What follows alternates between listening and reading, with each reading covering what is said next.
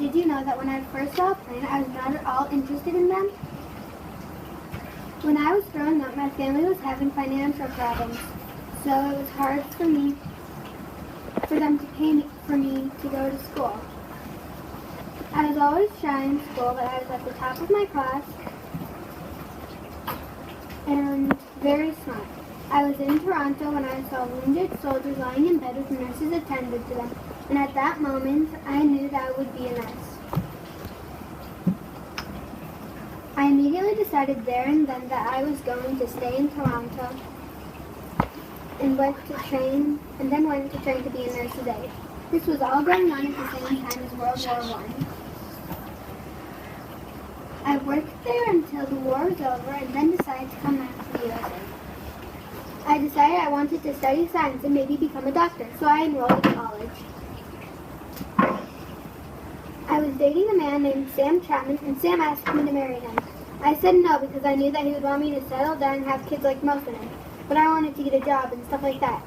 Pretty soon after that, I got interested in planes and flying.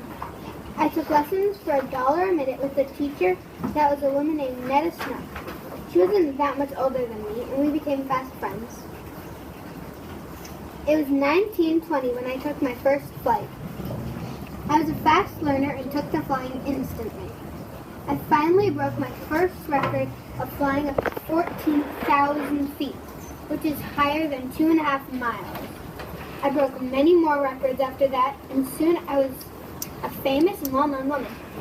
Soon, people wanted me to be in magazines and advertisements for clothing and things like that.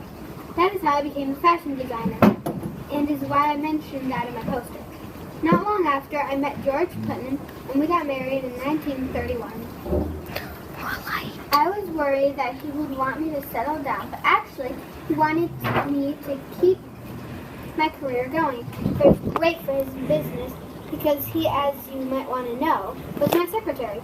He was 10 years older than me and divorced with 2 children already grown up.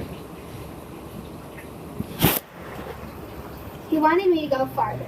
Then we had the idea of me being the first woman to fly solo across the Atlantic. 3 years after that, I was the first person to fly all the way from the United States to Hawaii. Finally, we had the crazy idea to be the first person to fly all the way around the world, and we tried it. I was having a hard time already, but then, when I was going to land, I could not find Howland Island, and we were not doing very well. The last thing I said was, we are flying north and south, and the connection was lost, and so was I.